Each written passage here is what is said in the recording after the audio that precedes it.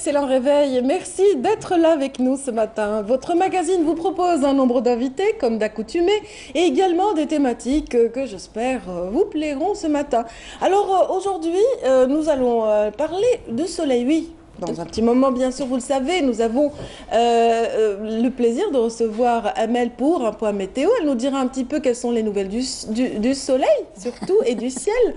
Mais bien sûr, le soleil est très présent cette saison et c'est pourquoi nous allons parler de la protection des yeux avec des spécialistes en la matière. Des spécialistes en verre ophtalmique et puis également un ophtalmologue seront parmi nous ce matin pour en parler, pour vous donner les meilleurs conseils en la matière et puis les nouveautés aussi. Ce matin, nous aurons le plaisir de retrouver deux rubriques, bien sûr celle du cinéma animée par Nabil Kitouni qui reçoit aujourd'hui le cinéaste qui a brillé un petit peu au dernier festival de Cannes. Il s'agit de Selim Hamdi. Et puis nous aurons le plaisir de retrouver Nassiba Djaidir pour la rubrique Mosaïque. Aujourd'hui, elle reçoit deux artistes, Saïd Rahmani ainsi que Berti Tayeb Ben Abbas. Voilà pour ce qui est des rubriques, mesdames, messieurs. Ça, c'est pour les plus fidèles. Et puis, bien sûr, pour ceux qui aiment la musique, ils auront plaisir à retrouver Nordin Saoudi, cette voix sublime, justement, et cette interprète hors pair du genre andalou qui sera parmi nous à l'occasion d'un très beau concert qui sera donné au niveau de l'Opéra d'Alger à l'occasion de la célébration de la fête de l'indépendance. Les détails, ce sera tout à l'heure avec notre artiste ici même sur ce plateau. Merci encore une fois d'être avec nous, mesdames, messieurs. Bon réveil et tout de suite le point météo promis au départ.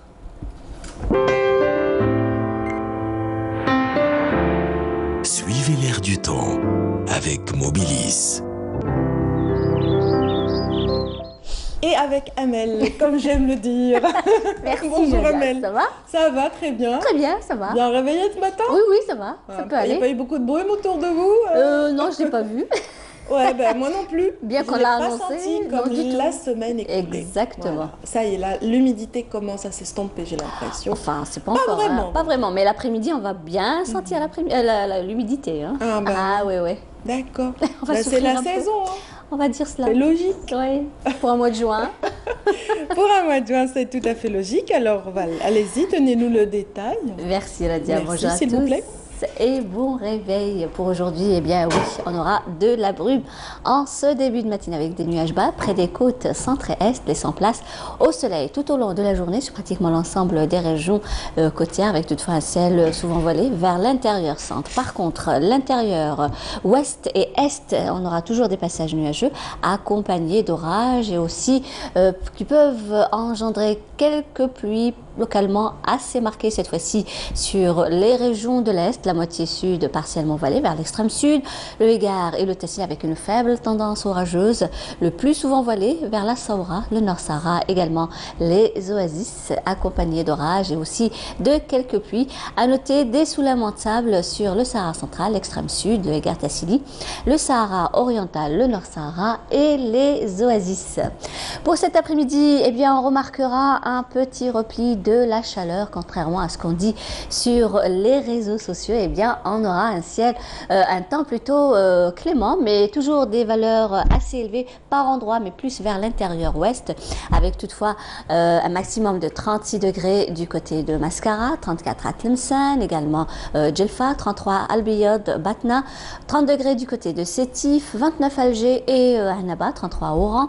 Au sud, 41 degrés du côté de Gardaya, 42 Béchar, 33 à Biskra, 43 à Hassim Soud, Ouargla, 45 à Tindouf, 36 degrés. Tamanrasset, Janet, 44 vers l'extrême sud, 46 degrés à Insalah, 47 le maximum à Adrar, des températures caniculaires sur le Sahara central et l'extrême sud, le sud-ouest.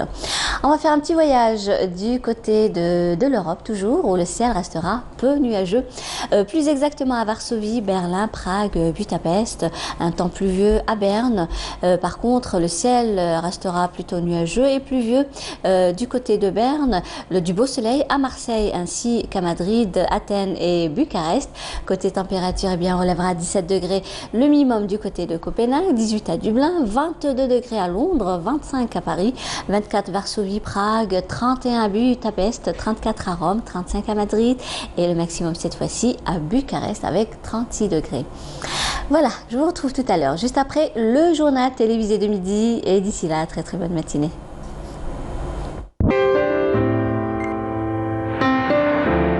Suivez l'air du temps avec Mobilis. Amel. C'est moi qui vous remercie. Je vous souhaite une excellente journée également. Excellente journée. Voilà, on se quitte comme d'accoutumé. En chanson. Allons-y. Allez, je vais vous demander si vous aimez en particulier quelque chose. Oui. On va voir si on va pouvoir exaucer votre vœu. On espère, oui. C'est quoi? C'est quoi la chanson? Qu'est-ce que vous aimeriez?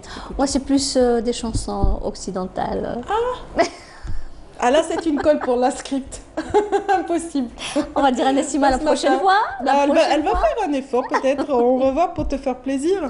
En tout cas, bonne journée. Merci. En tout cas, ce sont des jeunes qui ont brillé quand même depuis une bonne décennie, je dirais. D'accord. Les Caméléons. Ah bah j'aime bien aussi. J'aime bien, oui. Ils sont dans l'air du temps en tout cas. Oui, ça voilà. j'aime bien aussi. Une musique particulière, des paroles qui leur vont très bien. Très très bien. Et oui. ils sont quand même très modernes dans leur manière de composer leur musique. Exactement, j'aime bien. Et on va tout de suite découvrir un des morceaux justement phares de ce groupe, Win Yimshizin Timshirima.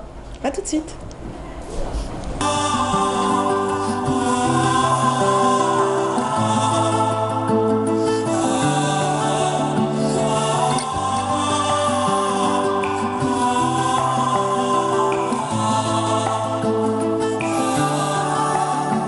وين يمشي زين تمشي ريما تمشي والزين ساكن هضار لابس هزي ولابساتو ديما ومن غير هزي لبسها ما يختار وين يمشي الزين تمشي ريما سكن هزين وبناها لي قصار ساكنها في الشان والهمة ومن غير هزين ما يسكن دار وما فات هزين ولا غت من دونو تغنى مع الزين وتسير وما صار ضوية في اللون كي القمر في لونو حورت العين من بيلة الجفار في نهار مرسوم شفايف وما حنو وتقول صوت حنين محنان ويقول الصوت هذا حنين ما حن عليه خلاني حارف الحنين كي قار وادروني يا سامعين كي نقول الكلمة اللي ما شاف زينها ما بصفي حياته نهار يا وادروني يا سامعين كي نقول الكلمة اللي ما شاف زينها ما بصفي حياته نهار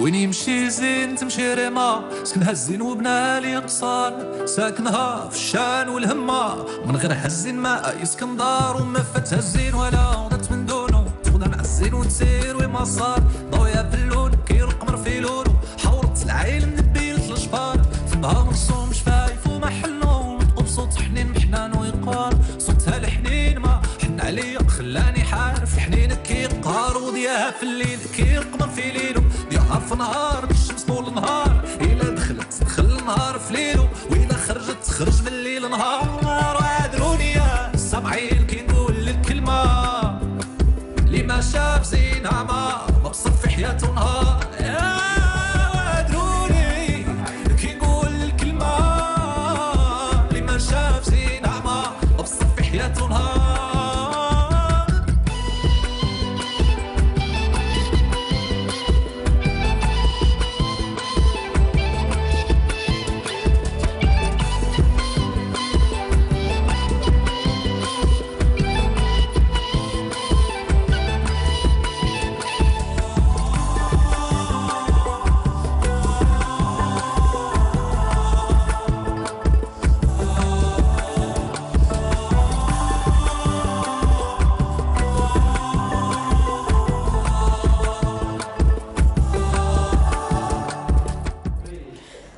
voilà, c'est déjà très animé. Vous avez peut-être entendu quelques bribes de phrases. On est déjà là, installés.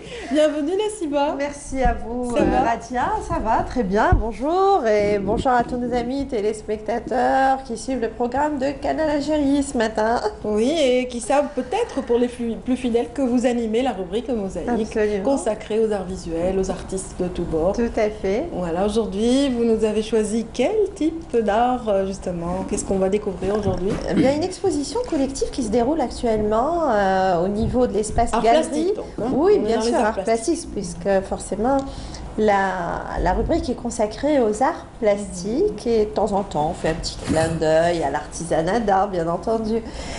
Et cette exposition collective regroupe des artistes peintres qui viennent de l'intérieur du pays. Il faut dire qu'il n'y a pas beaucoup de visibilité pour ces artistes. D'ailleurs, on va en parler dans Avec un petit plaisir. moment avec nos plaisir. invités. C'est une très très belle exposition, très contrastée, aux styles variés, plusieurs styles, plusieurs expressions artistiques, qui se déroule actuellement au niveau de la fondation Rabah et Ahmed et Rabah Asla, qui se trouve juste en face la fondation, le siège de la fondation, l'espace galerie, juste en face du jardin Sophia. En fait, on ne va pas en dire plus, on va tout de suite présenter nos invités Ah oui, oui, qui avec sont là plaisir. ce matin, qui ont fait aussi la route de beau matin. Ah oui. Taïeb Ben Ouais. Abbès, Ouais, bonjour. ouais. Bonjour. Barti Taïeb Ben Abbès. Oui, exactement. Bonjour, ça. merci d'être Merci, des nôtres merci, ce matin. Merci pour l'invitation. Je vous en prie, accompagné de Saïd Rahmani qu'on a reçu il y a quelques temps de cela aussi. Bonjour. Et qui avait Merci. été primé. Bonjour. Merci d'être des nôtres ce matin. Merci beaucoup. Vous avez fait la route pour nous, tous nos amis téléspectateurs. Vous êtes venu, Ben Abbès De Tissim Tissimsil, Sil, exactement, de Khmisti. Khmisti, Ouais. et vous de De Tiaret. Tiaret, ouais. Dès lève-tôt, hein, vous avez pris la route très tôt le matin. Bien sûr. Ça va? Bien Vous sûr. avez fait une bonne route? Ah, bien sûr. Ouais. Bien sûr. Assez libre, hein, de beau matin, pas trop d'embouteillage quand on se lève. Ouais, Vous avez ouais. démarré à quelle heure? À 3 heures. 3h30. 3 heures du matin. Donc pratiquement, vous n'avez pas dormi. Si, Un si. petit peu. Un petit C'est peu. comme tous les artistes, Voilà. c'est-à-dire... On veille, on se lève tôt. Les des muses fois. se baladent le Voilà, soir. En voilà, général. c'est ça, c'est On est plus exactement. inspirés En tout la cas, nuit. on est très très On heureux est un peu de vous nocturne. accueillir ce matin. Merci d'avoir accepté notre invitation et bienvenue à vous Merci. Merci beaucoup. deux. Alors, Barti Taïeb Ben Abbès, vous exposez en collectif Oui. au niveau de la fondation Asla, Rabah ouais, Asla. Vous participez avec quelques-unes de vos toiles. Je participe avec Saint-Oile. 5 toiles. Saint-Oile, c'est un fragment d'une grande exposition qui est, le nombre est 35 toiles. Oui. C'était intitulé Allégorie. Elle était exposée à Racine le mois, Racine, le mois il y a passé, quelques oui. mois de Oui. cela, donc vous exposez une partie. Oui. Alors vous êtes, on y reviendra dans un petit moment, on va parler un peu plus de votre œuvre, Oui. mais sinon on va s'intéresser d'ores et déjà à votre parcours. Vous êtes inspecteur d'enseignement d'éducation artistique Oui, parfaitement. à Tissemsil. Oui. Tissemsil, J'ai la travaillé à région- Indefla, Oui. pendant 12 ans. Et maintenant, actuellement, je suis à Tissemsilt. Vous Ouais. êtes actuellement Ouais, à à Tissemsil. Tissemsilt, ouais. Vous avez enseigné auparavant le dessin Bien sûr, j'ai enseigné. avant de devenir inspecteur? J'étais comme un enseignant, professeur de moyens, puis j'ai fait l'université de Mostar, et comme un professeur d'enseignement secondaire, et maintenant je suis un inspecteur d'enseignement moyen. D'accord. Ouais. Vous avez fait l'université, Oui, donc oui. C'est le département art plastique à art Mostar. plastique Oui. à Mostaganem. Oui. C'est une belle aventure que de Bien sûr. partager Bien beaucoup de sûr. passion avec les étudiants, Bien sûr, les élèves. bien sûr, on s'inspire. On s'inspire. On s'inspire. Généralement, l'enfant nous inspire. C'est lui qui nous pousse à s'évoluer, toujours. D'accord. Plus l'éducation artistique dans l'école, des fois, elles prennent d'autres cieux. On ne voit pas que c'est un apprentissage. Il y a d'autres choses à découvrir chez l'enfant, chez l'enseignement, l'environnement de l'enseignement. Elle nous inspire pour arriver à être l'artiste pédagogue. D'accord. Voilà, c'est Et ça. vous orientez, vous arrivez aussi d'orienter, vous décelez une vocation, du talent des fois, Oui, comme ça, oui, vous passez oui, dans les oui, classes, oui. que ce soit au collège ou au Oui, lycée. oui, oui. Il y a des talents à encourager. Bien sûr, il y a toujours des talents. Et surtout, chez l'enfant, l'âge de 12 ans à 16 ans, il est très ouvert vers les arts. Très C'est-à-dire, ouvert vers les il arts. aime, le D'accord, dessin, il aime d'accord. la musique, et voilà, c'est ça. Et vous êtes enseignant, Saïd Rahmani, on le rappelle, vous êtes artiste plasticien et vous êtes enseignant en arts plastiques au niveau d'un collège, je pense. Oui, toujours. Bon, comme j'ai terminé mes études à l'École supérieure des beaux-arts à Alger, je me suis engagé comme enseignant aussi, hein, D'accord. comme prof de dessin. Comme tous les artistes. Il y en a des artistes qui gagnent sa vie par l'art, Oui, et moi j'ai préféré être enseigner enseignant, pour une certaine stabilité financière aussi. voilà, et aussi artiste. Voilà, mais vous n'avez pas abandonné votre passion puisque vous exposez très souvent, vous participez à des salons, vous êtes très actif tout autant que Ben Abbas aussi. Hein, vous participez à pas mal d'expos collectives et même vous avez eu à exposer à titre personnel, vous avez été primé aussi à plusieurs reprises. Oui, bien Parce que- sûr. Ah, Dès que, comme j'ai déjà dit, dès que j'ai terminé mes études, alors, et en tant que professeur de dessin, j'ai bâti mon statut à Tiaret.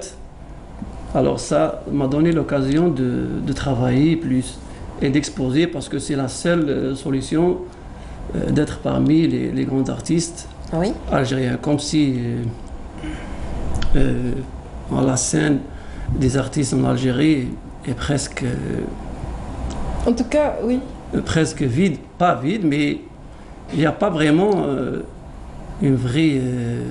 Une vraie dynamique de l'art, on Dynamique dira. de l'art. D'ailleurs, il y a Marché une bonne de l'art, réflexion par un rapport au marché de l'art chez voilà. nous actuellement. C'est toute une réflexion, Oui. En tout cas, tout un débat. votre œuvre primée nous a marqué. Moi, j'ai encore l'image en tête.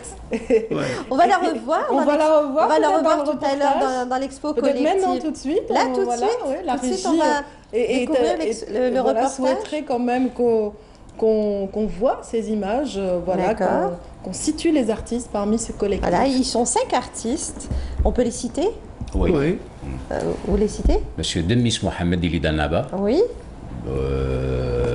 Monsieur Saïd Saïd Rahmani Rahmani. de Tiaret, Taïb Vous-même. Nabes moi-même de Vous-même. Tissimsilt, Smara Mohamed de Ain Defla et Hajras Hayat Hadia, c'est la femme de C'est Saïd, son elle est de épouse. Tiaret. Une famille d'artistes, Ouais. hein, c'est Ouais. formidable ça. Hein. Ben alors, on va découvrir le reportage et puis je vous invite à découvrir le reportage et cette belle exposition qui se déroule actuellement au niveau de la fondation Ahmed et Rabah Asla. Regarde.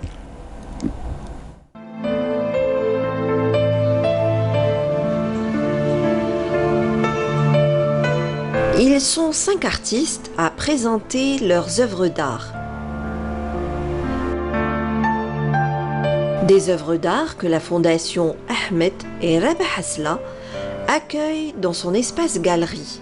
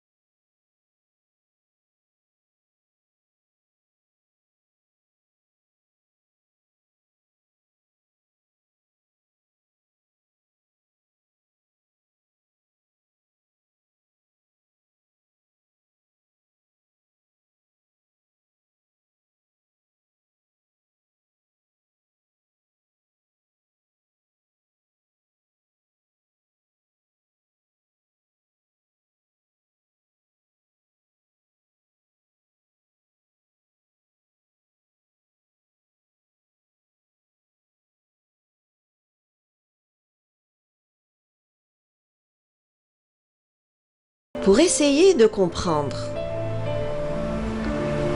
Dans cet univers où il est parfois difficile d'y pénétrer, on se pose beaucoup de questions.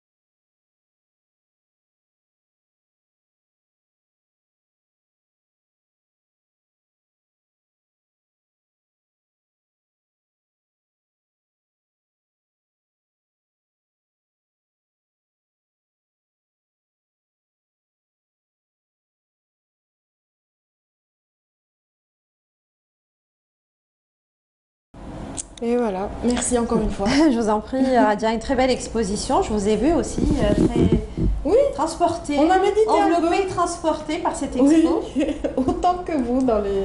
Oui, franchement, elle est magnifique cette exposition. C'est une belle exposition à découvrir. Je vous félicite pour cette exposition, cette belle exposition et cette participation aussi.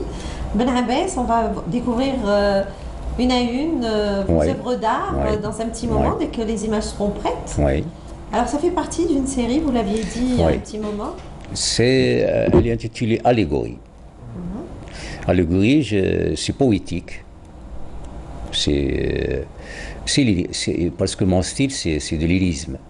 C'est de l'abstraction, lyrisme. Tout à fait. Là où je joue avec les couleurs comme des notes de musique.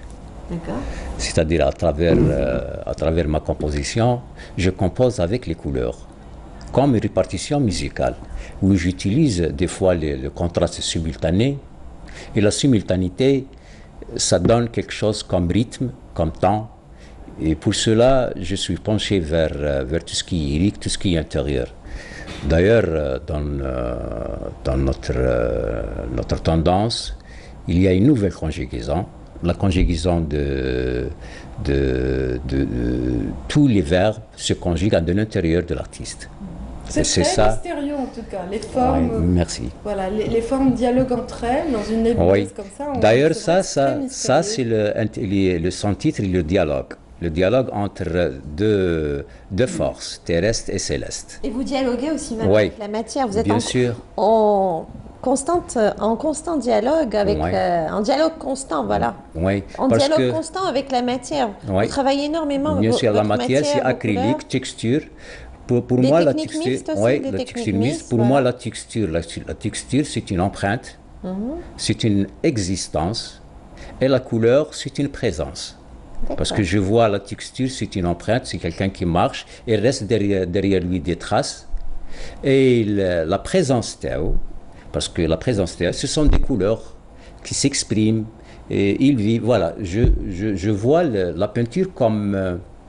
je vois la peinture comme peinture, pas comme, c'est-à-dire décorée, décoration. Je le vois comme âme, comme si... une entité comme ça qui existe et qui est là, et qui s'exprime, qui exprime des choses et qui nous parle. Parce que la peinture, elle devient elle-même un support pour arriver à d'autres valeurs qui sont en intérieur de nous. Voilà, c'est votre univers intérieur. Bien sûr. Et vous traduisez tous vos sentiments, vos états d'âme. On voit une de vos peintures aussi. Un mot autour de cette toile. Ça, c'est le fœtus. Parce que généralement, la fécondation, elle est dans des coins sombres, la fécondation d'idées. Elle est dans le coin sombre, et à travers le sombre, à travers le noir, que émergent les couleurs. Donc, la naissance de toutes les couleurs, de toutes les existences, ils viennent du néant. C'est très philosophique, pour moi, le néant, c'est pas le vide. Le noir, c'est pas le vide. Pour moi, c'est une existence, c'est un savoir caché. Si on fait de la lumière, ils apparaissent, il fait émerger tout ce qui existe. Alors tous nos savoirs, tous les belles idées, les meilleures idées, les inventions, ça se passe dans des coins sombres.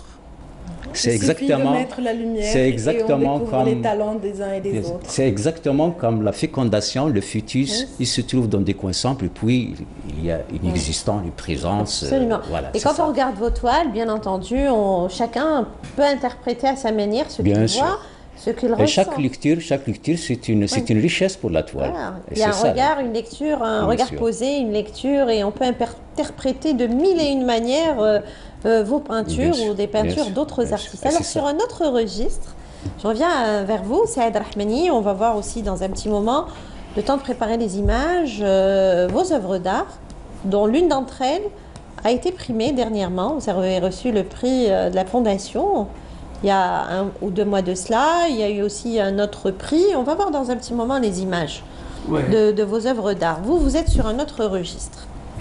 Oui, je parle sur les prix que j'ai déjà eus. Comme vous l'avez dit, j'ai déjà eu le prix de la Fondation Asla El Abah. Oui. Le deuxième prix, avant, j'ai eu le deuxième prix de Mohamed Khadda avec. Oui. Benabès aussi, il Moi, a je été l'ai- primé. il a été Il a primé. été aussi primé dans d'autres occasions aussi. Ouais. Plusieurs fois lauréat de prix. Ouais. Voilà, on voit les deux tableaux à vous. Celui de gauche, il a été primé. Celui de gauche, il a été primé, oui. Oui. Celui de gauche, c'est le titre de sa toile, c'est à l'intérieur. À l'intérieur.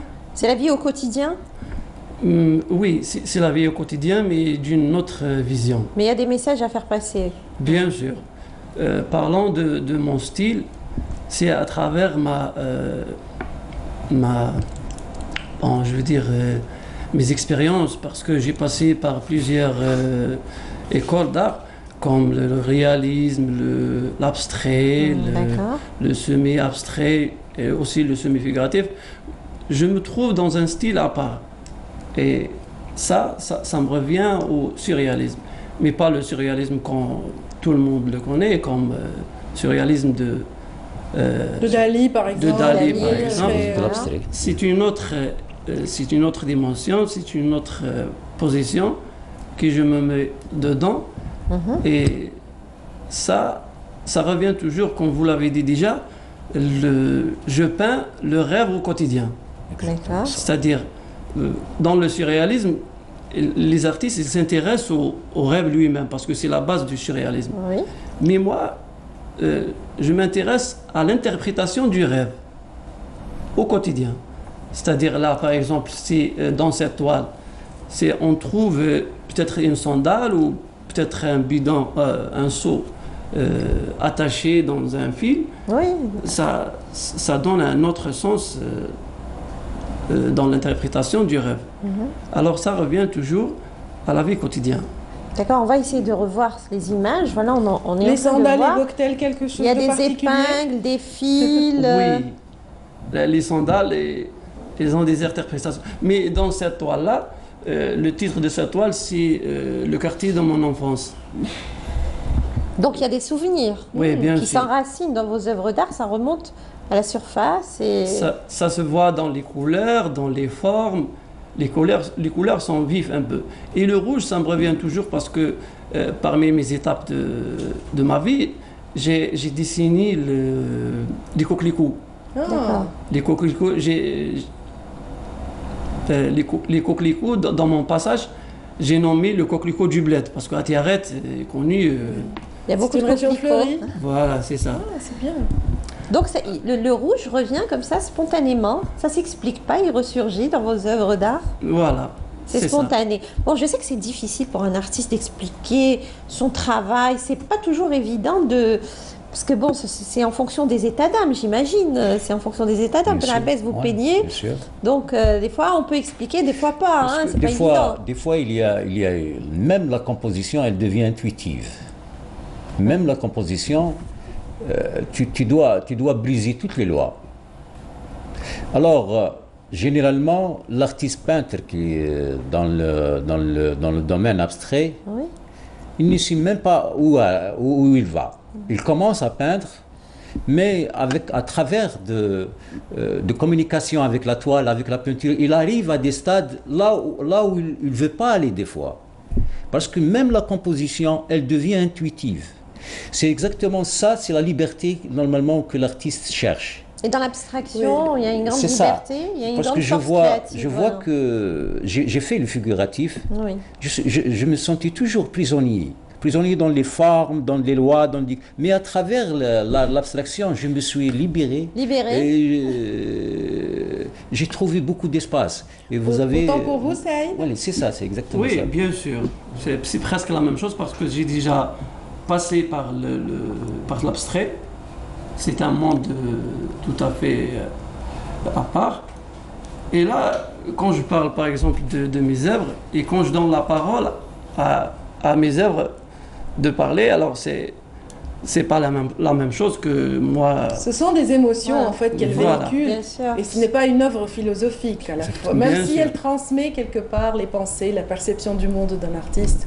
Mais ça reste une œuvre abstraite. Donc, Et il laisse parler en fait son imaginaire, c'est votre imaginaire qui parle. Bien Ça sûr. s'explique pas. C'est tout à fait normal. en tout cas, ça nous donne quand même des repères. Absolument. Donc, la lecture de son œuvre nous emmène directement dans des univers qu'on a une impression de déjà différents, vu, deux univers différents, on a l'impression totalement. d'entrer dans une maison, on a l'impression Absolument. d'entrer dans un intérieur. Tout à fait, deux univers totalement différents l'un de l'autre. Et puis bon, c'est pour ça que je disais dans le reportage, c'est une exposition très contrastée et au style varié. On a vu Mais les autres œuvres. j'ai une remarque. Oui, allez-y, Malgré Ben Abbas. que les tendances ou le mouvement sont Oui, là, enfin, il y a une... mais il y a toujours le côté Oui. lyrique dans les deux travaux. D'accord. Parce que s'il parle de surréalisme, il parle de lyrique, de lyrisme. Mais autrement. À sa manière, il a sa touche J'aime personnelle. bien sa peinture. Parce que C'est pas le surréalisme. c'est le surréalisme Au sens surréalisme, propre, au voilà. sens propre du mot, oui. C'est le surréalisme contemporain, abstrait, oui. un Ouais, peu c'est ça, spécial. C'est ça. Voilà. Et ça reste des œuvres aux dimensions profondément humaines aussi. Hein. C'est des œuvres. Un artiste, Ben Abbas, reste très attentif à tout ce qui l'entoure, à l'écoute de tout ce qui l'entoure et il traduit ses émotions. Il y a une dimension humaine dans ces œuvres d'art. Pour moi, je suis toujours entre deux paradigmes. Il y a le paradigme ancien et le paradigme nouveau. Je dois m'adapter à cette dialectique. Je me retrouvais bien dans mon style. Parce que c'est le seul qui m'aide à s'exprimer mieux. Oui, en fait, c'est un C'est ça. aboutissement hein, pour l'artiste. L'artiste, tout au long de sa carrière, il se recherche. Au début, il est dans le figuratif, peut-être après un autre style, et puis après, c'est Il cherche l'aboutissement. son style, oui. Et on arrive à un travail de maturité, Ben Abbas. Bien sûr, oui. Voilà. En Exactement. tout cas, messieurs, nous avons été très très heureux de vous Merci. recevoir ce Merci. matin. Et alors rapidement, des projets, peut-être rapidement, un projet peut-être si on a un peu de temps, rapidement. Pas beaucoup. Alors rapidement, un projet Oui. d'exposition. Oui, il y Il y a. a une expo qui vous tient à cœur. Alors rapidement. Hein, Oui, c'est- bien sûr. Bon, dans le mois Prochain. prochain, Inch'Allah, j'ai une exposition à l'Autriche. En Autriche, vous allez Ouais, aller j'ai en reçu une Autriche. invitation, Inch'Allah. Oh, bah, c'est je vais formidable, ça va vous participer, je vais permettre de visiter l'Autriche. représenter l'Algérie. Oui, vous serez l'ambassadeur de l'Algérie en Autriche hein, Ouais. pour votre exposition. Bien sûr, c'est pas la première fois. J'ai déjà exposé à Vienne Ouais. en Ah, 2016. d'accord. Oui. Et j'avais l'honneur de même visiter l'ambassadeur. Ils ont visité aussi D'accord. l'exposition. Et Inch'Allah, au mois de septembre, je vais exposer à la galerie Mohamed Rassam, individuelle. Inch'Allah. On y mes sera, derniers Inch'Allah. travaux, Inch'Allah. Rapidement, promet d'être Ben beau, Abbas, hein. puisque j'étais dans la Moi, lancée des projets, mais normalement, rapidement, hein, le parce mois, qu'on a le plus mois beaucoup de temps. prochain, je serai à la galerie Mustafa, Mustafa Kateb, Mustafa Kateb. Mustafa Kateb, maison. à la maison oui. culturelle. Oui. J'ai une invitation à la Turquie, normalement le mois d'août. Mois d'août. C'est à peu près ça. Normalement, j'ai un rendez-vous avec Ifrou. Ah, Ifrou Design. Ifrou Design, qui se trouve au Télémy. le mois d'octobre. Au mois d'octobre. Avec Alors, Kamel. un bon programme en perspective Merci. pour nos deux artistes. Inch'Allah. Merci d'avoir Merci. accepté notre invitation. Merci Et beaucoup. puis, bonne chance pour tout ce que vous entreprenez, messieurs. Merci.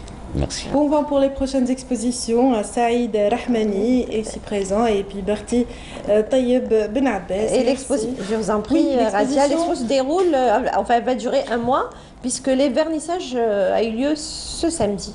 Ce samedi, donc elle va se poursuivre pendant un mois. Visible, donc. Visible à la Fondation culturelle Rabah Ahmed et El Rabah Mohamed Hasla. Asla. Non, Ahmed El Rabah Hasla. et Rabah Rabah Hasla. Hasla, pardon, Ahmed El Rabah Mohamed. D'accord. Ahmed El Rabah Hasla. Et cette fondation se trouve juste en face du jardin Sophia, à la Grande Poste. Merci beaucoup, Je vous en- Nassiba. Je vous en prie, ça a été un plaisir. On vous attend avec impatience la Merci, semaine prochaine. merci, comme Radia. d'accoutumé. Et puis voilà, j'attendrai peut-être que le café parvienne et qu'il me réveille davantage pour ne pas que je verse les prénoms. Voilà.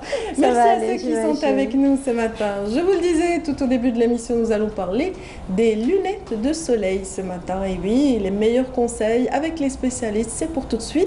Mais avant, plantons un petit peu le décor avec ce reportage signé Anissa Bouzid. Eh ben, La saison estivale est là, le soleil est au rendez-vous et la protection des yeux demeure chose indispensable. Des verres teintés contribuent grandement à se protéger les yeux. C'est généralement les jeunes qui viennent acheter, surtout en cette période-là, en période d'été. Les exigences, ils sont exigeants ou Ça dépend des cas. Il y en a qui veulent juste pour la mode, pour la tendance et tout. Il y en a d'autres qui veulent uniquement se protéger du soleil. Il est important de se protéger les yeux contre les effets néfastes du soleil. Pour la plupart des gens, des lunettes de soleil bon marché font très bien l'affaire.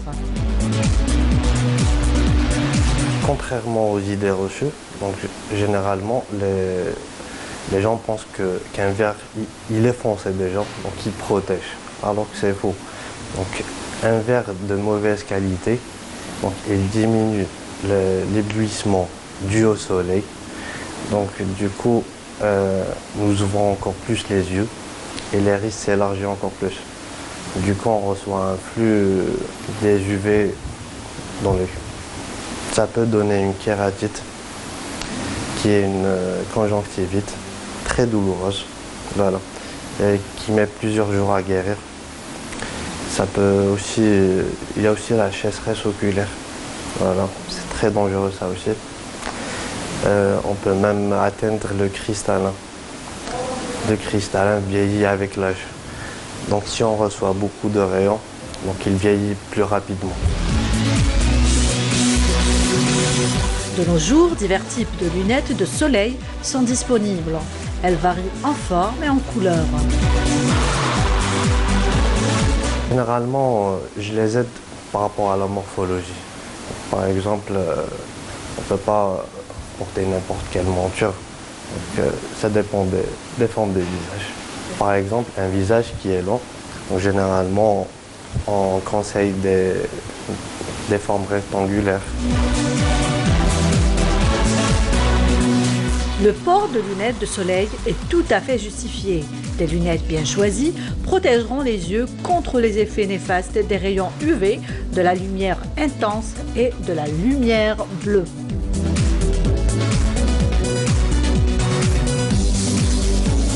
Voilà. Voilà qui est dit un petit peu, qui résume un petit peu par rapport à la lunetterie. Mesdames, Messieurs, merci encore d'être là. Nous avons des spécialistes en la matière, je le disais tout à l'heure, qui vont nous aiguiller, nous conseiller, nous donner un petit peu les repères par rapport au choix des lunettes, par rapport aussi à l'impact des lunettes en cette saison.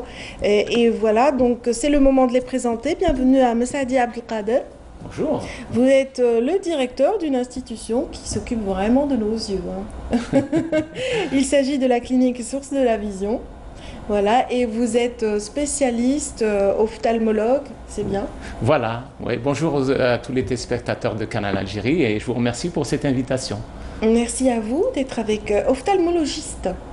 Ophtalmologiste, on dit. Ophtalmologue ou ophtalmologiste, c'est pareil, hein, en fait. Moi, je me suis toujours posé la question, donc Ben, merci les deux conviennent, il n'y a aucun souci, absolument aucun souci. Très bien, merci et bienvenue à Salem Fatah. ici présent, et qui est également directeur d'un laboratoire de surfaçage de verre optique, Polaris Vision en l'occurrence. Bonjour madame Bienvenue. et merci pour l'invitation. Bonjour docteur. Bonjour. Voilà, c'est la saison vraiment qui se prête au port de lunettes de soleil. Pourquoi est-ce qu'on porte justement ces lunettes? De quel danger nous protègent-elles? Excellente question, parce qu'en fait, il fallait faire ce préambule. Pourquoi portons des lunettes de soleil? On sait que la lumière il y a un spectre visible que nous voyons et un spectre invisible qui est plus dangereux. Le spectre invisible, notamment les longueurs d'onde courtes, ce qu'on appelle communément les ultraviolets, c'est des longueurs d'onde qui vont entre 400 jusqu'à 490 nanomètres, sont les plus dangereuses. Il y a 3 catégories d'UV, les A, les B et les C. Nous savons que les A entraînent ce qu'on appelle communément les coups de soleil quand vous allez à la plage. Les C sont les plus dangereux, mais grâce à la couche d'ozone, et espérant qu'elle restera encore autour de nous, et ils sont absorbés par cette couche d'ozone, restent les ultraviolets de type B. Ce sont les plus dangereux pour l'œil. Dans quel sens sont-ils dangereux? En ce sens que vu qu'il y a cette longueur d'onde courte, ils pénètrent plus, donc ils brûlent tout ce qui est composant de l'œil, de la surface vers la profondeur. Donc, en fait, l'objectif de porter des lunettes de soleil, c'est de se prémunir de ces ultraviolets de type B. Très bien, donc il y a différents paliers d'ultraviolets. On n'en connaît pas les détails, nous, en tant qu'usagers, mais c'est vrai que c'est utile de le rappeler. Ça a été vraiment,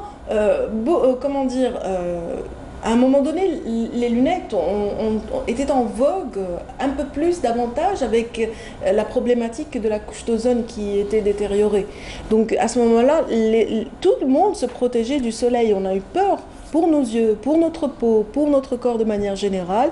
Qu'en est-il actuellement? On en parle un peu moins de cette couche d'ozone. Oui, en réalité, avec les développements, il y a beaucoup de discussions autour de cette couche d'ozone, et c'est pour ça qu'au G20, on parle de limiter un petit peu tout ce qui est pollution, tout ce qui est nocif. Voilà, il y a eu des efforts voilà, quand même, il y a eu des qui efforts, ont été consentis. espérons que ça continuera. Donc on a encore cette couche d'ozone qui nous protège. Bon, après, puisqu'on parle de soleil, bien évidemment, il y a également la lumière naturelle, et on sait qu'en été, le ciel étant dégagé, il y a plus de luminosité, donc les gens ont tendance à vouloir se protéger de ce qu'on appelle le phénomène d'éblouissement. Parce que plus vous avez de l'intensité lumineuse, plus vous êtes sujet à l'éblouissement. Bien évidemment, l'être humain est protégé naturellement du soleil ou de la forte lumière. De quelle manière? On a nos 2 paupières, qu'on rétrécit quand il y a trop de lumière. On a ce qu'on appelle le système de la fente.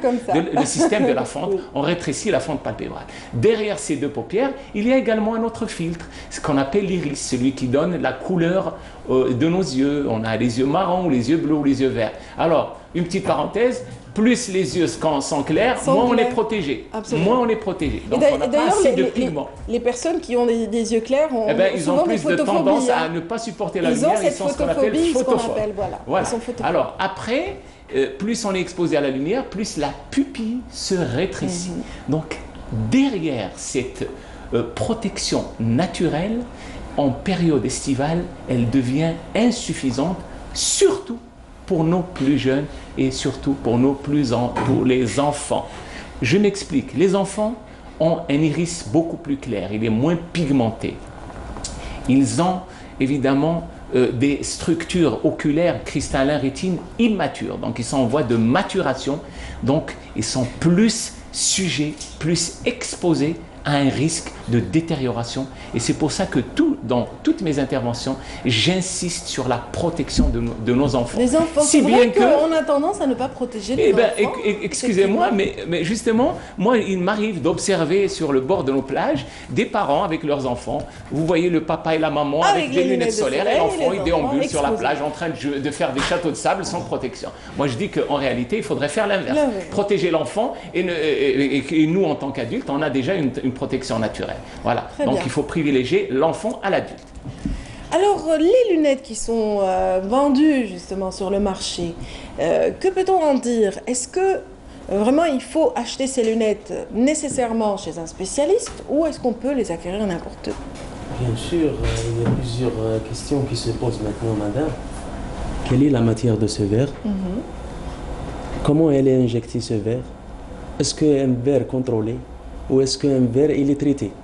Le vendeur il est toujours dit que ce verre il est traité et tout. Mais est-ce qu'il est un vrai traitement ou non?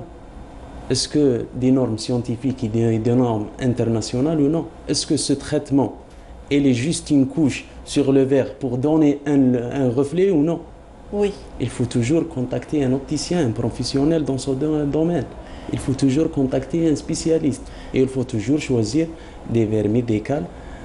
Voilà, il ne faut pas surtout focaliser sur la beauté de la paire de lunettes ou vraiment son esthétique. Il faudrait donc aller au-delà et choisir des lunettes qui nous protègent. C'est bien le sûr, message. comme il a dit déjà le docteur, l'œil c'est un organe principal dans l'être humain. Il faut le choisir malgré tout des verres plus chers, mais il faut le protéger.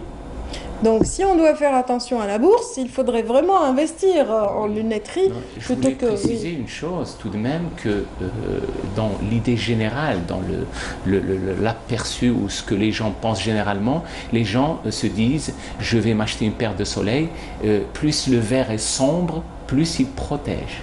Ceci n'est pas toujours juste. Oui. En effet, quand on parle, je venais de parler de protection naturelle, je disais donc qu'il y a une protection naturelle par les paupières et par l'iris et la pupille. Alors, on imagine un verre non traité. Il est très sombre, parce qu'en réalité, il y a 4 types de couleurs dans le verre, ou de teintes, on va dire, de la plus légère à la plus foncée. Il y a la teinte A, la B, la C, la D. La D étant la plus foncée et qui est interdite à la conduite automobile. Pour ouvrir une parenthèse, la catégorie D est interdite à la conduite automobile vu qu'elle est très foncée. Alors si on prend par exemple un verre très foncé, que se passe-t-il? Eh bien, les paupières s'ouvrent parce qu'il y a moins d'éblouissement. La pupille s'agrandit également puisqu'il y a moins d'éblouissement. Qu'est-ce qui se passe? Les rayons ultraviolets pénètrent plus et détériorent plus, spécialement la rétine. Donc, porter un verre sombre ne signifie pas automatiquement protéger l'œil. Ce qui protège l'œil, c'est ce qu'on appelle un additif, c'est un traitement contre les ultraviolets. Parce que les ultraviolets, ce sont eux qui entraînent des détériorations, comme je le disais tout à l'heure, en surface d'abord, pour entraîner des brûlures de surface, soit au niveau de la cornée ou de la conjonctive, mais par effet cumulatif et à long terme, on parle des ultraviolets comme étant la source de la genèse des cataractes, ce qu'on appelle les cataractes, et plus encore, et plus dangereux encore, les ultraviolets sont incriminés dans une part qui est vraiment appréciable dans ce qu'on appelle la dégénérescence maculaire liée à l'âge, c'est-à-dire la détérioration progressive des photorécepteurs de la rétine et particulièrement le centre de la rétine qui conduit à long terme à une baisse de vision, voire à la cécité. Et nous savons que la DMLA, la dégénérescence maculaire liée à l'âge, est considérée dans le monde comme étant la première cause de cécité. Et c'est pour cette raison qu'il faut absolument se protéger des UV tout au long de l'année et non pas uniquement en été. Pourquoi? Parce que les ultraviolets, sachez bien, c'est qu'ils sont plus dangereux quand il y a un temps nuageux. Parce que dans ce cas-là... On me l'a toujours dit, vraiment vous confirmez, docteur. Voilà, c'est par effet de diffusion. À travers les nuages, les ultraviolets pénètrent de 30 à 40% plus. On booste. Et encore mieux, à travers des surfaces réfléchissantes. Le bord de mer, c'est-à-dire l'eau des mers, réfléchit de 30 à 40%. En montagne, plus on monte, plus vous montez de 700 mètres, plus ça augmente de 10% de réflexion. Et mieux encore, quand on est à la neige, il y a plus de réflexion d'UV sur l'œil quand il y a de la neige ou le sable. Et voilà, toutes les surfaces réfléchissantes augmentent la nocivité des ultraviolets au niveau de l'œil. Et c'est pour ça que tout au long de l'année, il faut se protéger des UV. Et quand on pratique du ski, il faut vraiment se prémunir. Avoir des lunettes vraiment les plus opaques possibles en matière de protection UV. Absolument. On va s'adresser encore à notre cher spécialiste Salim Fatah. Dites-nous, voilà, je me mets dans la peau d'une dame qui va venir s'adresser à vous, ne sachant pas quoi choisir. Qu'est-ce que je vais dire à celui qui vend ces lunettes? Donnez-moi quel type de lunettes.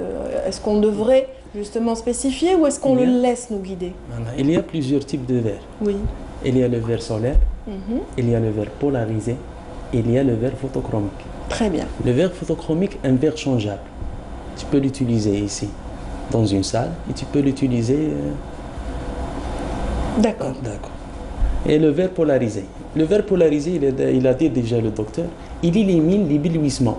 Très bien. Par exemple, la lumière, quand elle est réfléchie sur les flaques d'eau, les capots de voiture, elle élimine complètement l'éblouissement. C'est bien quand on conduit, de la ça. lumière. Oui, bien sûr. C'est bien pour les conducteurs. Bien sûr, pour la conduite. Et il y a plusieurs traitements dans la face interne du verre. Le traitement anti-UV. Anti-reflet. Anti-reflet déjà, oui. Il laisse la lumière passe, pas fait le reflet sur l'œil. C'est-à-dire que déjà, les anti-reflets sont très conseillés si on utilise en permanence des écrans, par exemple, pas seulement le soleil, c'est-à-dire on se protège aussi des écrans Même il y a et des lumières bleues. Il y a des traitements de protection contre la lumière bleue. Par exemple, il y a des enfants, ils utilisent beaucoup plus les tablettes et les smartphones. Il y a des traitements qui éliminent jusqu'à 40% la lumière bleue nocive. D'accord. Il y a le traitement anti-reflet pour protéger l'œil du reflet. Pour lisser la lumière, passe à 100%. Un rayon lumineux, il passe à 100% pour l'œil. D'accord. Voilà, ça, ce sont des conseils de manière générale, mais imaginons, je repose encore la question, j'arrive, je suis dans le magasin, il n'y a pas de spécialiste et j'ai envie de demander un type de lunettes en particulier qui protégerait mes yeux. Qu'est-ce que je dois dire au vendeur? Il faut contacter un spécialiste. Ah, donc voilà. Il faut contacter un spécialiste complètement.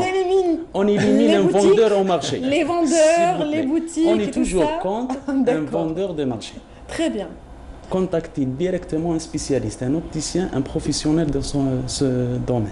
D'accord. Donc pour ce qui est des enfants, on répète aussi, il faut absolument conseiller les parents d'acheter des lunettes appropriées à leurs enfants et pas des lunettes juste pour la frime, comme on dit, exactement. Pour la pose. Malgré tout, ça coûte cher. Ça ne va pas leur faire du bien. Ça coûte un peu cher, mais pour protéger nos enfants, il faut que tu achètes des lunettes solaires médicales. Chez un opticien ou chez un professionnel dans ce domaine. Ça nous donne une moyenne de combien à peu près pour arriver à une paire de lunettes comme ça qui nous protège vraiment? Donc on va dépenser, disons, 20 000 dinars minimum. De 7 000. À partir de 7 000, déjà, on peut avoir une paire de lunettes qui nous protège. Une paire de lunettes protège. Excellent. Excellent. Donc il faut vraiment que les enfants portent des lunettes. Exactement. Alors, on a tendance à oublier l'enfance et à négliger cet aspect. Si vous permettez, je vais revenir juste un petit peu vers le sujet des verres polarisants et comment dirais-je, anti-reflet, enfin, qui protègent la lumière bleue, parce que c'est un sujet très important. Bon, la polarisation, on sait, tout le monde sait, enfin, pour ceux qui ne savent pas en tout cas, la polarisation, on sait que la lumière, elle va dans tous les sens, mais quand on parle de polarisation, c'est-à-dire qu'avec les surfaces réfléchissantes, la lumière suit une trajectoire horizontale, c'est ça qu'on appelle la polarisation. Et quand vous êtes en surface, par exemple, vous conduisez sur une chaussée avec un réfléchissement, il y a les lumières qui sont horizontaux, et les verres polarisants, ils se comportent comme un store vénitien qui s'abaisse et qui ne permet qu'aux lumières, aux rayons verticaux de passer, mais les lumières horizontaux qui sont nocifs, ils sont protégés. Maintenant, pour revenir à nos enfants et à l'utilisation excessive, même si ce n'est pas tout à fait le sujet des lumières solaires, mais vous me donnez l'occasion d'en parler, puisqu'hier, il y a eu une journée organisée par le ministère de la Santé concernant les enfants qui utilisent énormément les appareils électroniques qui, nous le savons, dégagent de la lumière bleue et qui entraînent à long terme des problèmes, notamment au niveau de la rétine et par effet cumulatif, ce que j'appelais tout à l'heure la dégénérescence maculaire liée à l'âge. Une journée a été organisée hier par le ministère de la Santé et il est question de faire des sensibilisations tout au long de l'été sur nos plages et même pendant la première journée d'école de l'année prochaine, les enseignants vont traiter ce sujet-là. Les verres qui protègent de la lumière bleue, soit ce qu'on appelle les blue blocks, c'est vrai que les spécialistes de ces verres, les fabricants, vous font ces éloges de ces verres comme quoi ils protègent à 100% de la lumière bleue, mais en réalité, et c'est pour ça que je voulais intervenir, c'est qu'une étude très sérieuse faite par des scientifiques révèle qu'en réalité la protection n'est que de 20%. Et c'est pour cette raison qu'il faut alerter les parents pour dire que les enfants, il ne faut pas les laisser trop longtemps exposés aux appareils électroniques, notamment à leur smartphone, parce que malgré que vous les équipez de verres soi-disant Blue Block, eh bien, ils sont quand même, ils ne sont pas quand même protégés à 100%. Et la meilleure façon de protéger, c'est une utilisation rationnelle du smartphone. Au-delà de 1 heure, c'est... Oh, voilà, j'allais vous dire quel est le seuil. Ça fait du mal. Ça fait du mal. Au-delà d'1 heure, ça fait du mal. Ou alors tout au moins après 1 heure, se reposer une demi-heure, cligner des yeux parce que ça entraîne de la sécheresse oculaire, cligner des yeux, regarder au loin parce qu'il y a plein de problèmes, mais ça pourrait être un autre sujet un jour. Mais en tout cas, une utilisation rationnelle des smartphones pour nos enfants. En tout cas, une personne ici présente m'a demandé tout à l'heure de vous poser une question concernant les signes justement qui révèlent peut-être une anomalie dans les lunettes. C'est-à-dire si une personne a tendance à avoir des vertiges, qu'est-ce que cela signifie? Qu'elle a un problème oculaire ou que ce sont les lunettes de soleil qui ont un petit défaut ou voilà, qui ne sont pas aux normes? Bien évidemment, le symptôme vertige est un symptôme, on va dire, général, hein, qui peut être dû à tout et à n'importe quoi.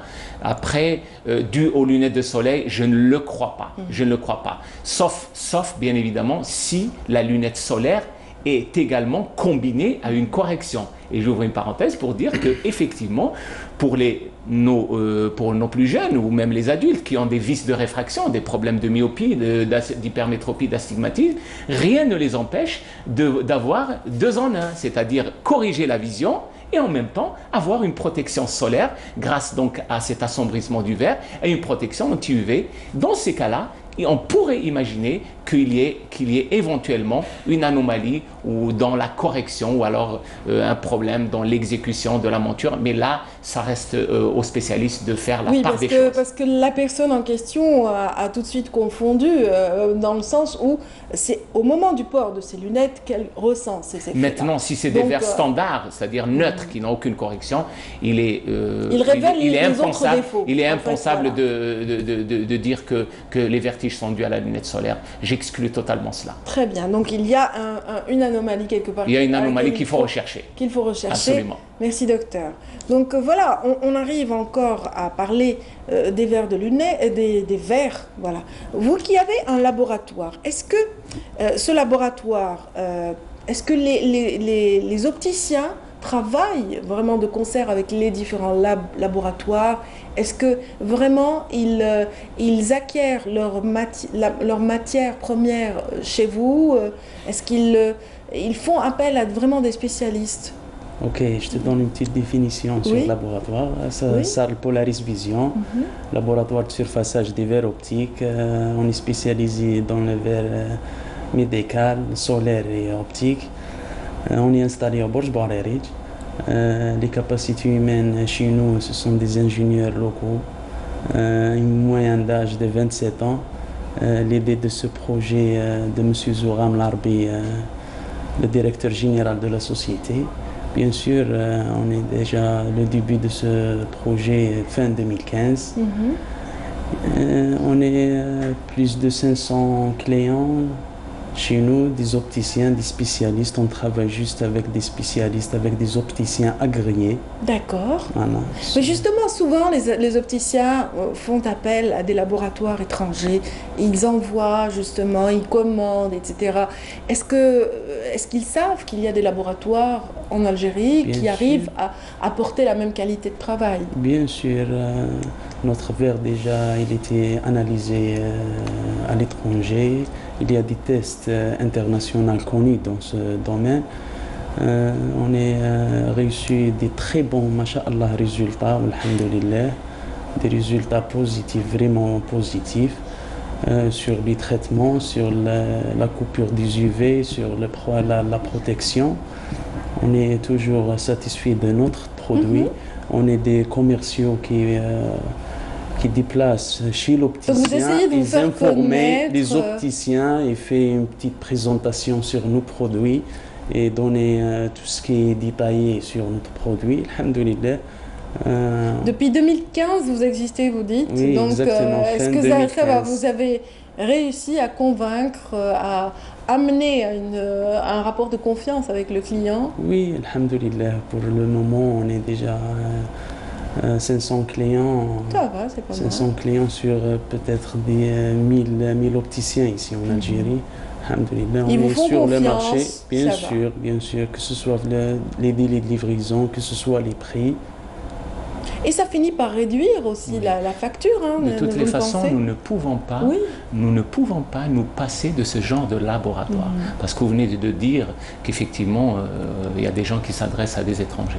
Mais en réalité, le système, enfin le quota de verre d'importation, c'est ce qu'on appelle du prêt-à-porter.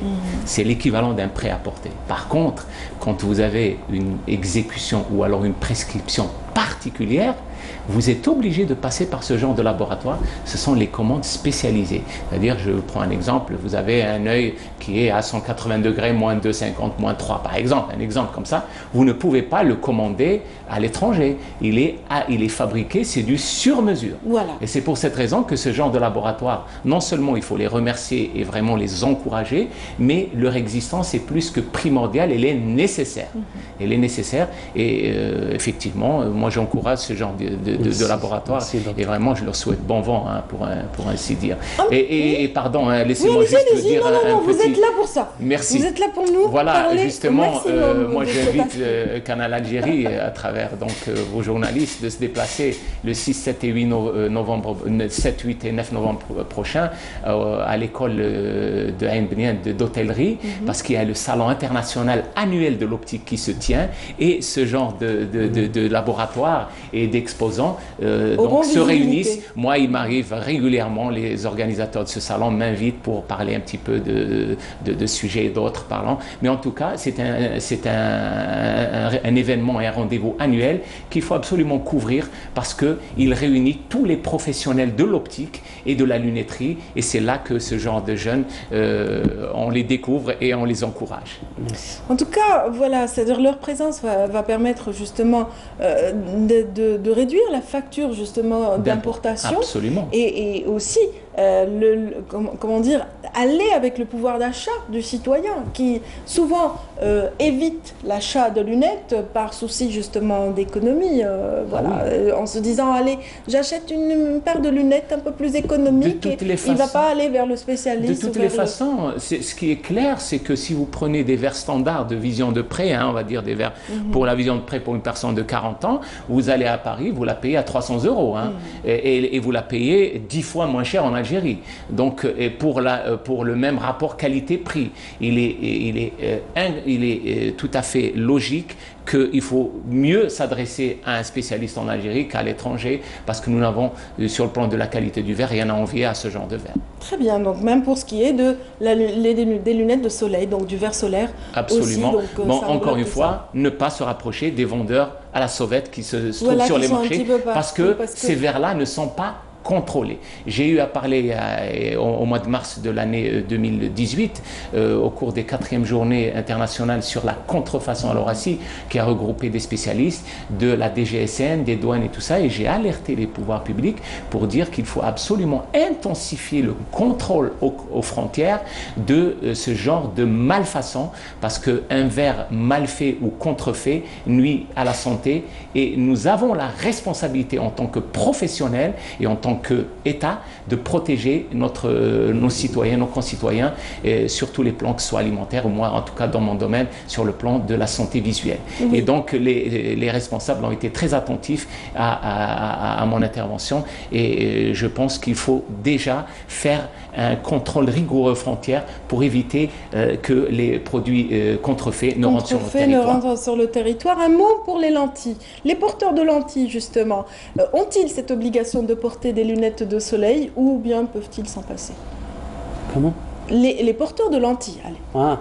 Si on a des lentilles, certains ophtalmologistes ou ophtalmologues disent que le porteur de lentilles, un peu plus que le sujet normal, devrait toujours protéger ses yeux. Très bien. Alors, en matière de lentilles de contact, ça aussi c'est un sujet très très vaste, mais on va aller très vite parce que je pense qu'on n'a pas assez de temps.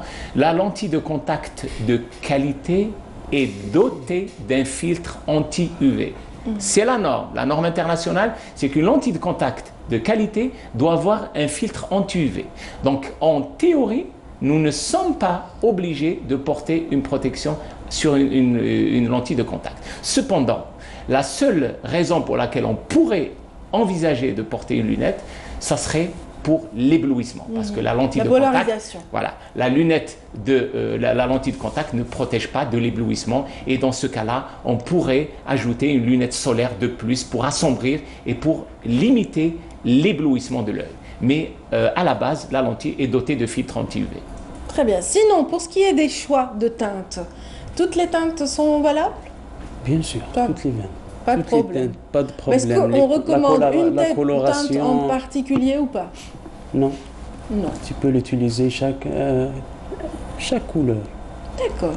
Et lorsqu'on porte des lunettes de soleil, y a-t-il aussi des normes par rapport à la taille, justement, de la paire de lunettes? Excellent. On ne parle pas de verre, là. On parle de la taille. Est-ce qu'elle est importante dans le choix des lunettes? Bien sûr, une taille large.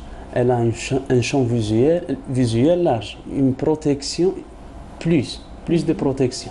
Par contre, une monture petite, elle a un petit champ visuel. Comme ça. Vous voulez rajouter un mot? Excellent, excellent, excellent.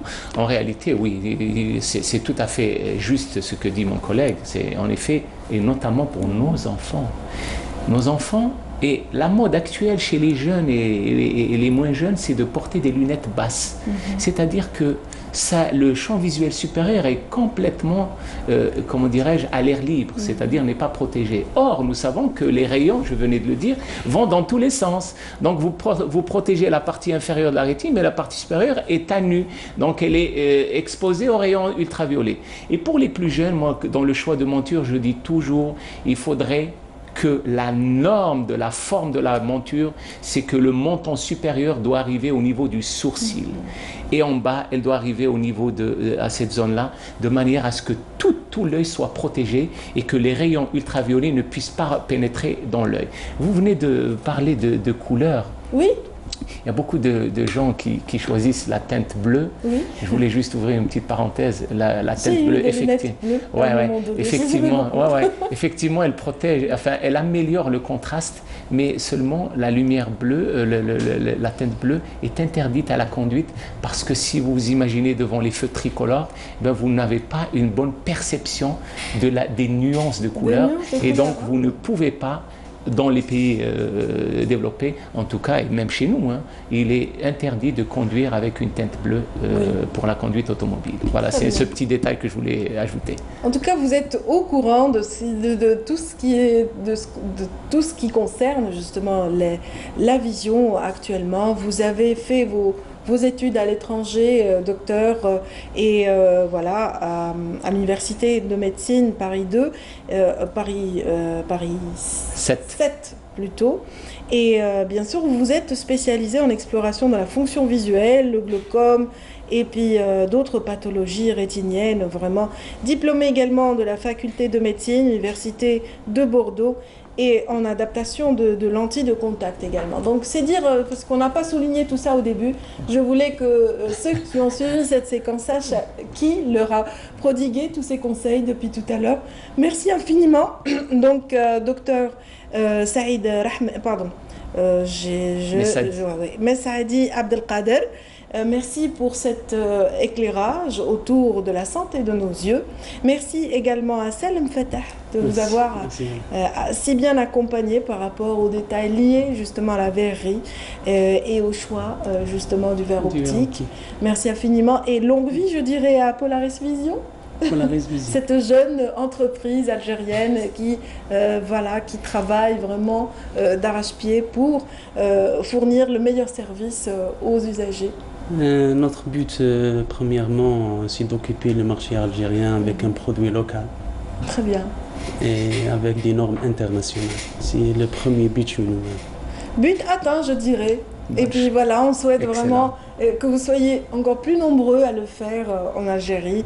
Merci infiniment. Merci à votre invitation et j'espère qu'on a été à la hauteur de l'espérance de nos téléspectateurs et qu'on a éclairé un petit peu leur lanterne concernant les dangers du soleil et la manière la plus appropriée de les protéger. Voilà. Merci. La meilleure manière aussi de conclure cette séquence, c'est de rappeler brièvement justement les meilleures recommandations Et ce sera votre mot de fin, docteur. Le mot de la fin, c'est de dire que je m'adresse beaucoup plus aux parents des enfants. Privilégiez la protection des yeux de vos enfants plutôt que celle de vos yeux à vous, parce que l'enfant est en pleine maturation avec des structures oculaires qui sont immatures, donc plus vulnérables aux ultraviolets. Et donc si on devait faire un choix, même si on n'a pas le budget nécessaire, on va privilégier nos enfants à nous-mêmes. Très bien. Commençons par les enfants. Et les pays suivantes, c'est pour vous, c'est mesdames, pour nous-mêmes. Absolument. Merci beaucoup, docteur. Merci à vous. Et tout de suite, voilà, j'invite les téléspectateurs à un voyage. Voilà, on va voguer sur la Grande Bleue avec Rahim Abdelaziz, je résume ça comme ça. On va aller dans la région de Béjaïa avec ces pêcheurs vraiment passionnés de mer. À tout de suite. Origine de la raréfication de la faune marine. Un phénomène qu'on tentera de voir avec le jeune patron de pêche Yazid.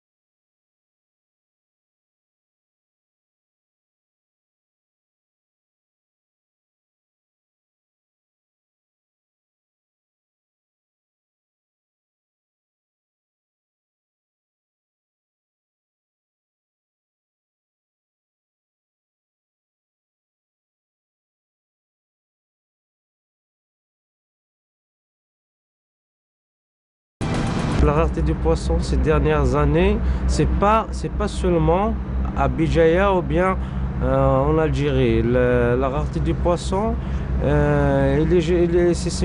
un phénomène mondial. C'est un phénomène mondial. C'est toute la Méditerranée qui souffre actuellement. Et aussi, c'est la Méditerranée et aussi l'Atlantique. Que ce soit l'Atlantique, le sud de l'Atlantique ou bien le nord de l'Atlantique. Ce phénomène de rareté, c'est à cause du changement climatique. On a la surpêche, la pêche intensive, et on a aussi le phénomène de la pollution. Ces trois paramètres qui influencent sur la rareté du poisson. Même il y a des espèces qui sont en voie de disparition d'ailleurs. Il y a des espèces, il y a 10 ans de ça, 15 ans, 20 ans, qu'on pêche avec des quantités énormes et actuellement on n'y voit plus. On prend l'exemple de la sole, on prend l'exemple... à l'époque, il y a 15 ans, 20 ans de ça, il y a des pêcheurs qui ont pêché même le homard. Même le homard, ils l'ont pêché. Mais maintenant, il n'existe plus. On prend l'exemple du chien de mer, on prend l'exemple de la sardine qui est devenu un poisson très rare. Et on a pas mal d'espèces qui sont menacées et qui sont en voie de disparition.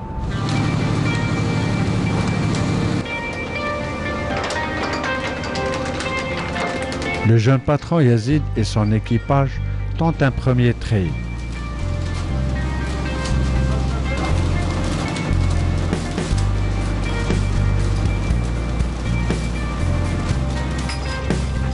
Quatre heures plus tard, on retire les filets.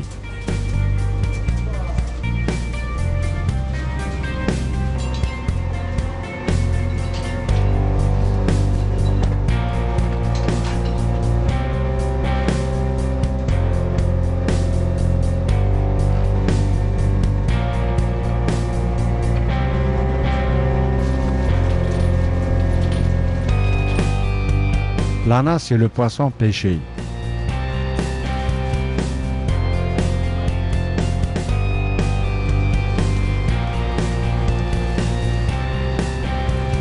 C'est une prise moyenne.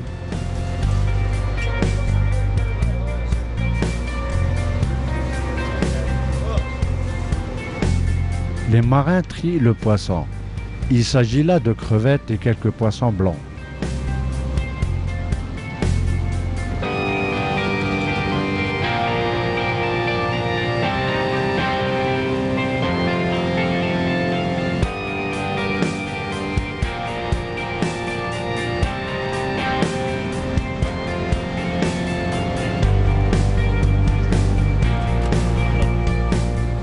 cajots sont abrités dans la chambre froide.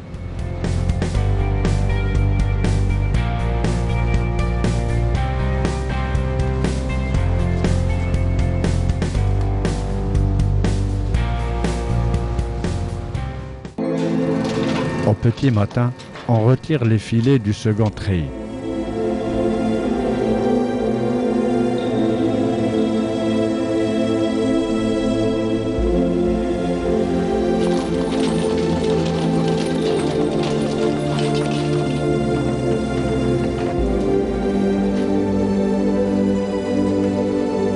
Goéland et Mouette suivent inlassablement le chalutier.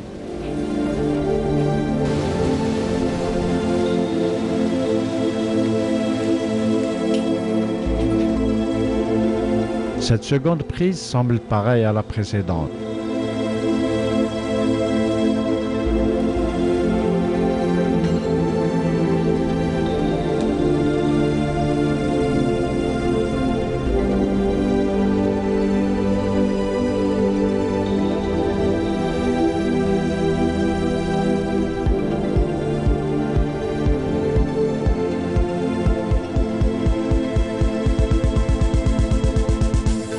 Le tri du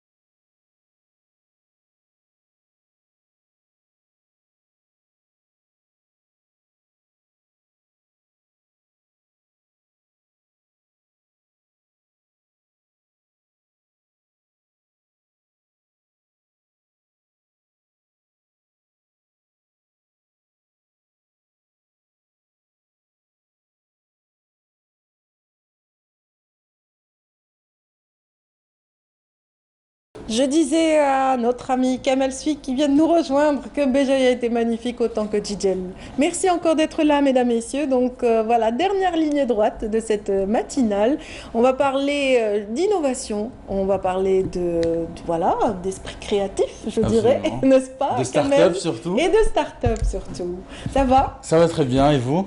Très bien, très bien. Vous êtes revenu récemment d'un voyage en France, la France qui a vu la participation lors d'un événement phare lié aux startups justement, de quelques Algériens qui ont Absolument, et c'est la première fois en fait que l'Algérie participe officiellement à ce temple de la création et des startups. C'est l'un des plus grands au monde, c'est le plus grand en Europe, c'est Vivatech Paris. On est parti, on a accompagné la délégation algérienne, les startups surtout, parce qu'il y en avait une dizaine de startups, toutes innovantes les unes que les autres, et on les a suivis dans leur quête de financement, parce que c'est très important, et c'est le nerf de la guerre, et c'est la problématique de toute startup. On les a suivis dans leur découverte du monde, parce qu'une startup dans son ADN, c'est l'internationalisation, et il y a des startups qui sont revenues avec des promesses de financement, et on les a suivis aussi dans leur parcours personnel et professionnel, parce que c'est important aussi d'aller présenter son savoir-faire à l'international. Très bien, donc le cheminement a débuté ici, en Algérie, c'est-à-dire avant même ce voyage, vraiment vous en qualité de journaliste, vous avez été présent bien en amont avec ces détenteurs de projets et de startups.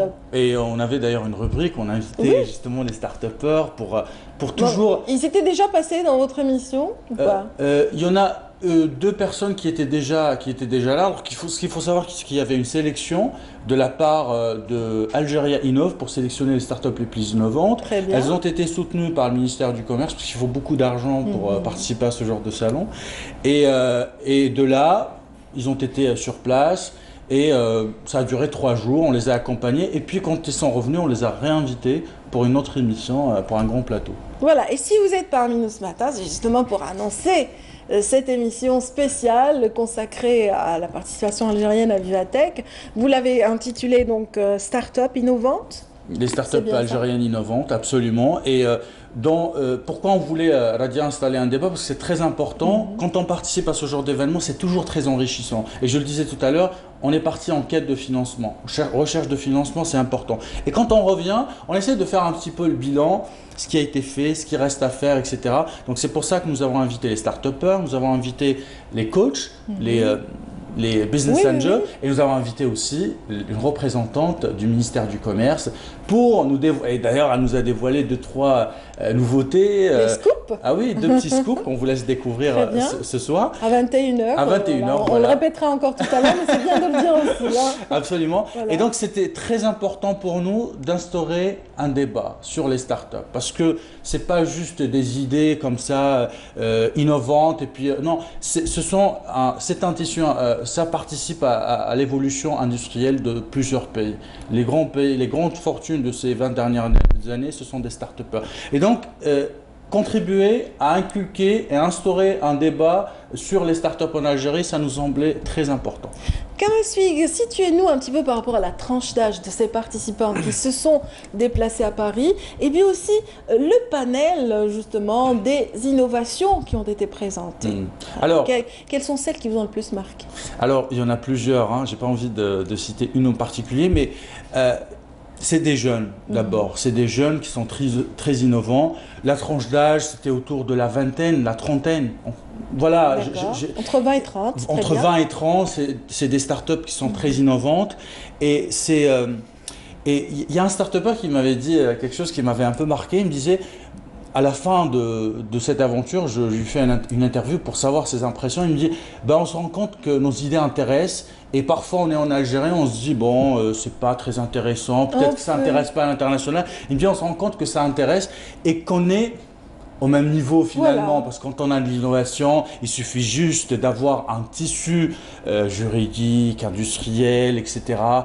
C'est un maillon très fort, les startups, il faut des maillons forts aussi pour que la machine soit huilée justement. Il me dit, il nous faut quelques accompagnements, des financements en Algérie, mais sinon, on est au même niveau pratiquement que...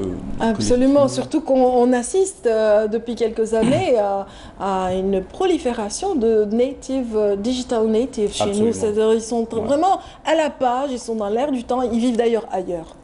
Dans leur tête, ils ne sont même pas en Algérie parce qu'ils sont vraiment avec leurs semblables à travers les réseaux, à travers la toile essentiellement. Vous venez de dire quelque chose de très marquant parce que quand vous dites qu'ils sont ailleurs, c'est qu'ils sont vers l'international.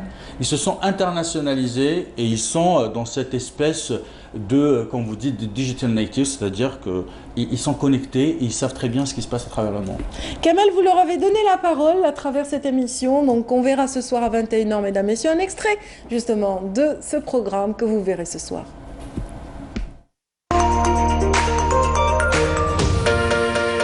C'est le plus grand événement high-tech en Europe et l'un des plus importants au monde. À Vivatech Paris, nous avons croisé des robots, vu les cuisines du futur, la maison connectée de demain.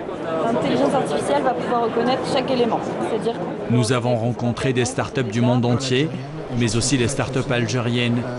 Nous avons croisé le plus connu des Algériens à la Silicon Valley. Là où je fais beaucoup de salons dans le monde entier, on fait une trentaine de salons par an. On a fait du Vivatech. Difficile de parler avec tout le monde, de tout filmer. Nous avons décidé alors de vous faire découvrir ce temple de la création à travers l'expérience de 3 start-upers algériens. Mounira et son ambition d'ubériser les espaces de travail en Algérie. On offre une plateforme qui va connecter des entreprises qui ont des espaces de travail qui sont non utilisés, qui sont sous-utilisés. Ces espaces-là seront mis sur notre plateforme, donc ils seront mis en évidence pour justement d'autres demandeurs d'espace, donc de petites startups ou des personnes souhaitant travailler, c'est-à-dire en freelance et qui ont besoin d'espaces de travail, puissent les louer. Sofiane et son ambition d'installer des points de relais dans les 4 coins du pays. Alors la livraison des achats sur Internet, elle a 2 grands problèmes. Le premier, c'est une problématique de disponibilité des personnes, donc il faut toujours une personne qui attend le livreur. Et la deuxième, c'est une problématique d'orientation. En Algérie, on ne s'oriente pas avec des noms de rues. Si vous demandez à quelqu'un où est-ce qu'il habite, il va vous dire à côté de la mosquée, à côté du café, à côté de la poste, etc. Et donc pour les livreurs, c'est un vrai problème. Et le but, donc notre solution, elle propose de déployer des armoires un peu partout en ville pour faire office de point de livraison. Yasmine, ses conseils. Voilà, on découvre la suite. On attendait la suite, c'est vrai que moi j'étais quand même... voilà, ils ont retenu mon attention, effectivement, et j'étais curieuse d'en connaître davantage. Hein. Et j'imagine que le téléspectateur qui a suivi a envie aussi ce matin de découvrir tous ces talents. Il faut suivre ça, 21h ce soir. Il y a un vrai débat, il y a une ouverture aussi, c'est important. Les startups algériennes s'ouvrent au monde et surtout vers le continent africain parce que c'est très important, c'est le prolongement naturel de l'Algérie et économique aussi. Et donc je reçois une start-up algérienne qui s'est déjà installée au Sénégal et ça marche très bien pour elle. Oui, le Sénégal en plus c'est pas très loin, Ouais. ils sont dans le même continent, c'est bien. Absolument. C'est très bien. Et c'est des jeunes, ils sont innovants et ils veulent juste plus d'accompagnement. On insiste beaucoup sur cette émission. L'accompagnement, le coaching et le financement, ça reste le nerf de la guerre, bien sûr. Tout à fait. Tout à l'heure, le jeune, là, le dernier, il nous parlait de ces boîtes, de ces relais, que ça pourrait simplifier la vie Absolument, au quotidien. absolument. Ça a commencé comme ça à travers le monde. Et puis, il dit quelque chose de très important. Il dit, on n'a pas l'habitude de se repérer à travers le nom de rue, etc. Et donc, imaginez si vous avez envie d'acheter quelque chose sur Internet, la première contrainte, c'est est-ce qu'on va me livrer dans la bonne adresse, est-ce qu'on va livrer à temps. Lui, il propose d'installer des armoires un peu partout en ville, avec bien sûr sécurisé, etc., pour faire office de point de livraison. Voilà, c'est bien, c'est dire, ça c'est une idée parmi d'autres. Parmi plusieurs d'autres. Parmi plusieurs, donc ils étaient une dizaine, vous le disiez, à ce Vivatech. On va les découvrir avec de plus amples détails. Et puis je reçois aussi une représentante d'entreprises innovantes, parce qu'il y avait aussi des entreprises algériennes, notamment une entreprise qui fait de l'intelligence artificielle, et ça intéresse beaucoup à travers le monde. Kamal Suig, donc start-up innovation algérienne, c'est à 21h ce soir. Et ça illustre toute cette participation, ce foisonnement. C'est aussi une manière aussi de célébrer peut-être la fête de la jeunesse en mettant en valeur tout ce potentiel. Merci d'avoir été parmi nous ce matin. On s'excuse auprès des téléspectateurs. Il y a eu quelques absences. Vous avez dû le remarquer si vous avez assisté à l'émission depuis le début. Kamal Saoudi n'a pas pu venir à l'occasion justement de l'annulation d'un événement justement qu'on attendait. Un concert a été reporté, donc on vous donnera les dates ultérieurement par rapport au concert.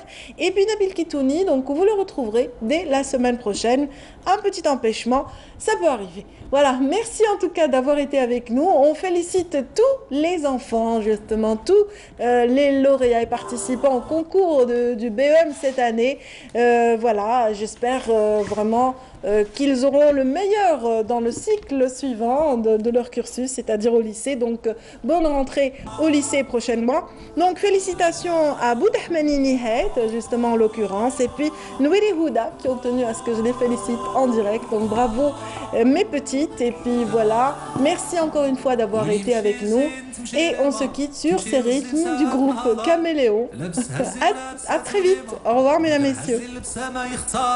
وين يمشي الزين تمشي ريما شكن هالزين وبناها لي قصار ساكنها في الشان والهمة ومن غير هالزين ما يسكن دار وما فاتها الزين ولا غتمنى